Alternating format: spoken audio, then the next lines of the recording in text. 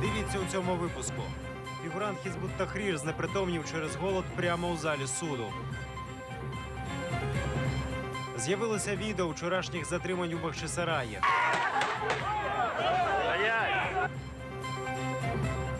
США скинули найпотужнішу неатомну бомбу на Афганістан. Нашою мішенью стала система тунелів та печер. Доброго вечора. Час новин на телеканалі АТР. 14 квітня, 1142-й день анексії Криму. Студія Скандер Меметов.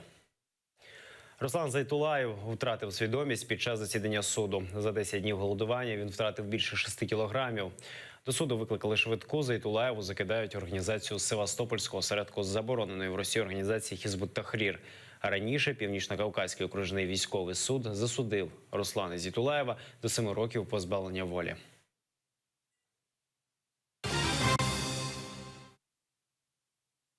У соцмережах з'явилося відео вчорашніх сутичок із окупаційними правоохоронцями в Бахчисараї. З запису видно, як поліцейські починають відтісняти людей, що прийшли підтримати сусідів.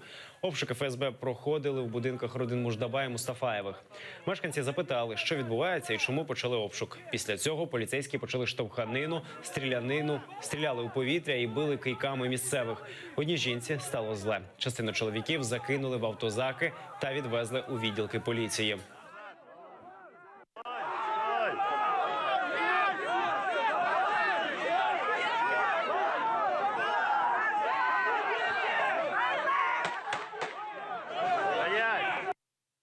Прокуратура Автономної Республіки Крим порушила кримінальне виробництво за фактами незаконних обшуків і затримань кримських татар, які окупанти провели вчора в Бахчисараї.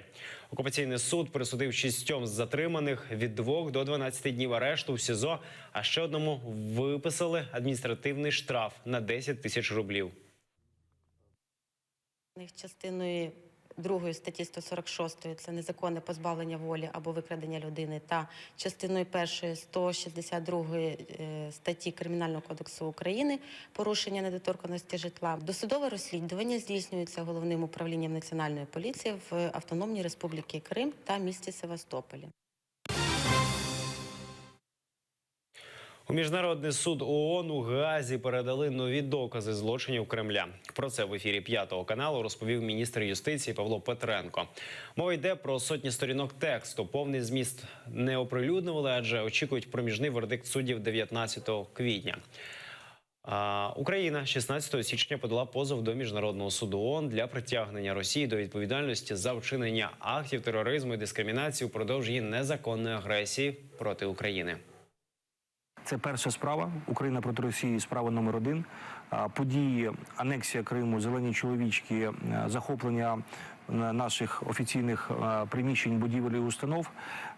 І ще раз можу поки що підтвердити, що ті докази, які ми подали, вони не дають шансів іншій стороні брехати, розповідати, що це не була спланована акція, що це було волевиявлення кримського народу і тому подібне. Пишіть листи. Так відповіли у представництві президента України у Криму на наші спроби взяти інтерв'ю з представника президента і дізнатися, чим займаються херсонські співробітники цього відомства. Там проігнорували звернення телефоном і дзвінки в двері офісу. За 4 дні чергування нашої знімальної групи під будівлею представництва там не знайшли часу для зустрічі з журналістами. Всі 3 попередні дні зйомок перед представництвом президента України в Криму нам не вдавалося застати там представника президента Наталію Попович. О 9 ранку вона жодного разу не зайшла у будівлю через парадні двері. Зараз 8:30, ще півгодини до початку робочого дня. Ми приїхали заздалегідь, щоб зустрітись з Наталією Попович. Близько 9-ї до представництва стали заходити співробітники. А кем здесь работаете? Расскажите нам. А расскажите, кем работаете здесь? Ну, я на испытательном сроке нахожусь. А вы же работаете в представительстве, можете сказать, кем вы работаете, какие ваши обязанности? Должностные. Доброе утро. А можете сказать, кем вы здесь работаете? А очільниці немає. Вже 5 хвилин, як розпочався робочий день, але Наталію Константинівну ми ще не бачили. Зате з'явився аналітик Сергій. Він вже 3 дні збирає в інтернеті інформацію про нас, готує журналістські розслідування. Сьогодні вирішив зробити фоторепортаж.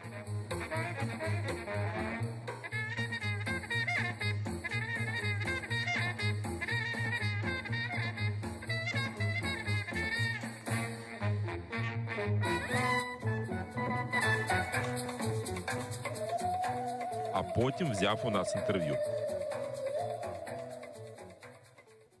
Це вас так ФСБ навчили працювати? Я не знаю, Ну, 2 роки в окупації. Що ж ви там робили? От скажіть мені. В Криму живуть мільйони Я розумію, але в Криму Да. не себе так не ведуть. От На питання, чому його керівництво не хоче пускати нас всередину, Сергій запропонував увійти. хто вас не пускає? Ну я вже третій день прихожу. Ви зараз вина, хто вас не пускає? Нас не пускають будь ласка, паспорт. будь ласка, Я вже 5 телефон. Що так? Телефонуйте. А, может, пропустите, да? Мы 3 дня просимся. Вот сейчас нас пустят, да? Сейчас нас пустят.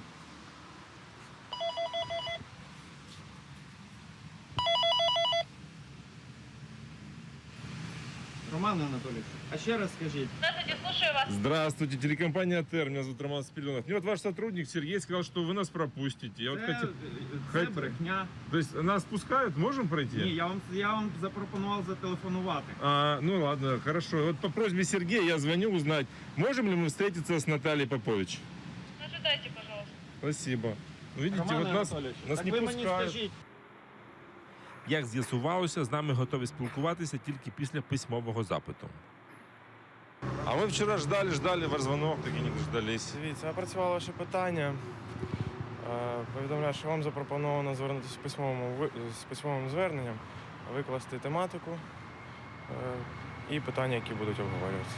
Наша телекомпанія обов'язково підготує письмовий запит для того, щоб дізнатися, чим займаються співробітники представництва президента України в Криму.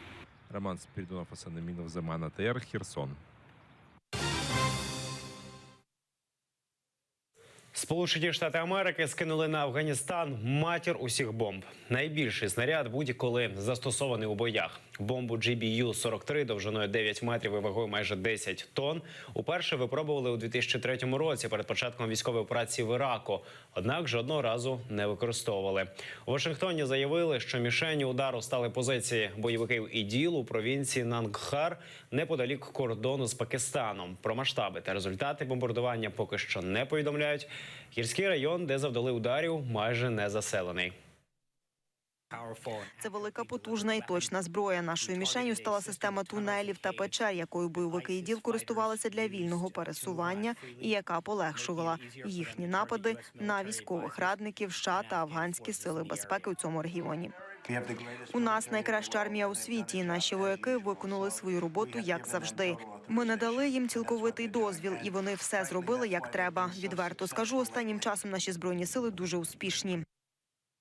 Міністри закордонних справ Росії, Ірану та Сирії зустрілися в Москві. Вони обговорили ситуацію, що виникла після атаки Сполучених Штатів по Сирії після інциденту з застосуванням хімічної зброї.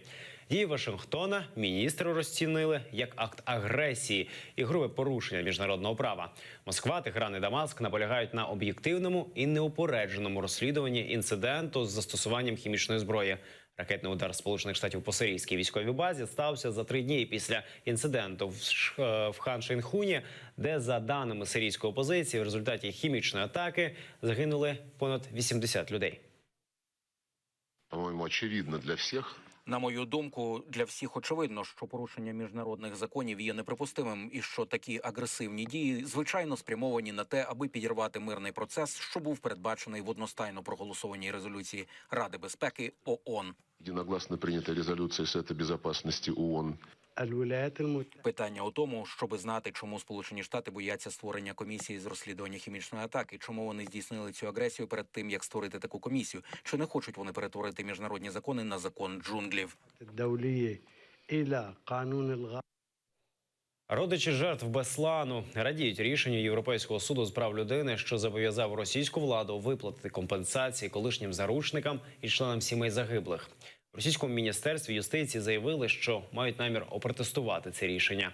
Матері кажуть, компенсації замалі. Вони хочуть, аби люди, які були причетні до операції, були покарані індивідуально.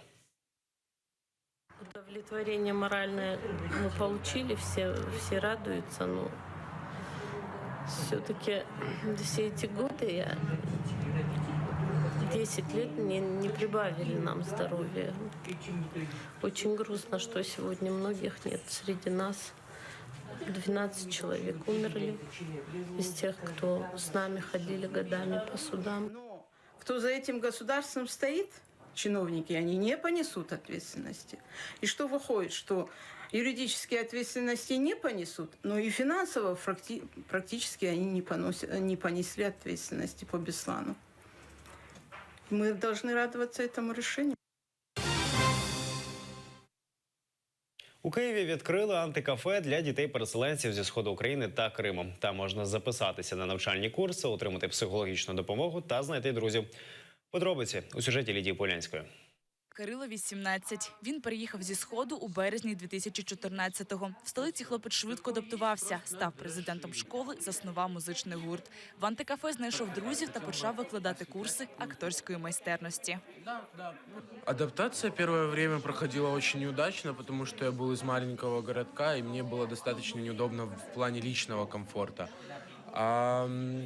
Так я очень быстро приспособился, потому что здесь есть чем заниматься, и хочется этим заниматься. И для меня это было, как огромным потенциалом расти.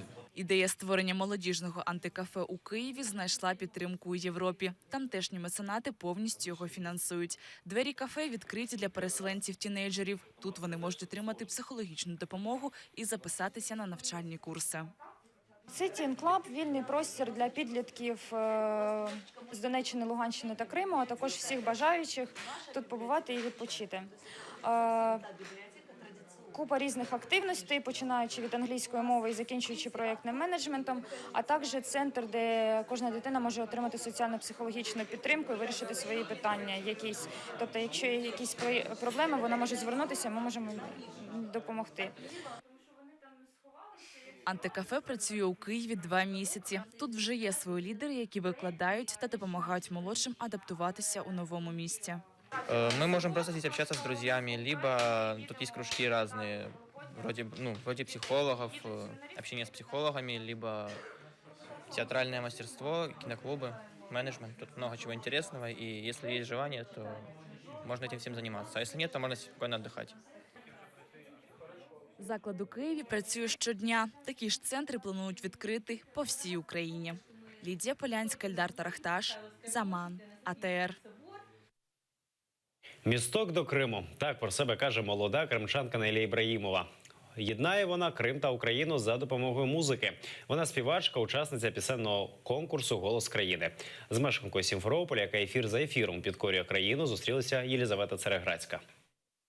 Центр Києва, Поділ – це одне з найулюбленіших місць Найлє у столиці. Нашій знімальній групі молода співачка виділила півгодини. Графік пояснює – щільний. Щодня репетиції, фотосесії, інтерв'ю. Вообще я не умею проигрывать, вот скажу честно, у нас в семье так как-то сложилось, мы всегда идем за первыми местами. Нелі Ібраїмовій 22, вона з Сімферополя. Професійно дівчина ніколи музикою не займалася. Приїхала у Київ спеціально, аби взяти участь у пісенному конкурсі «Голос країни». На кастингу виконала пісню Seven Nation Army гурту The White Stripes. Усі 4 члени журі запросили її до своєї команди.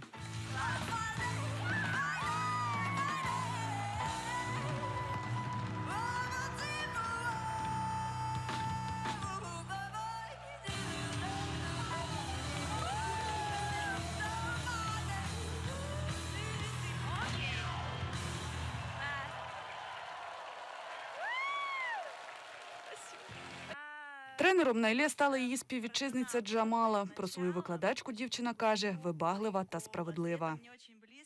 Я честно прошла, потому что, Джамала первое, что сказала, он говорит, Крым вообще не влияет на это. Запомни, говорит, я с тебя буду требовать в стране, и Крым вообще не влияет. Я беру только за таланты, говорит, и все.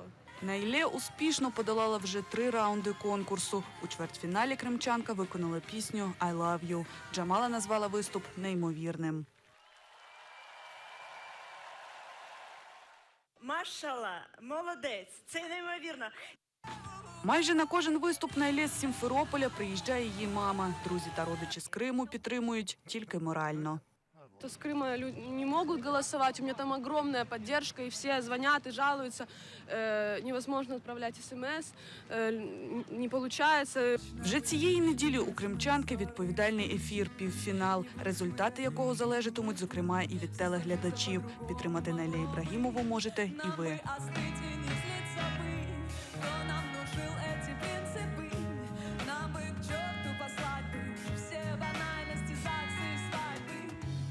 Єлизавета Цареградська, Ільдар Ісматов, Заман, АТР.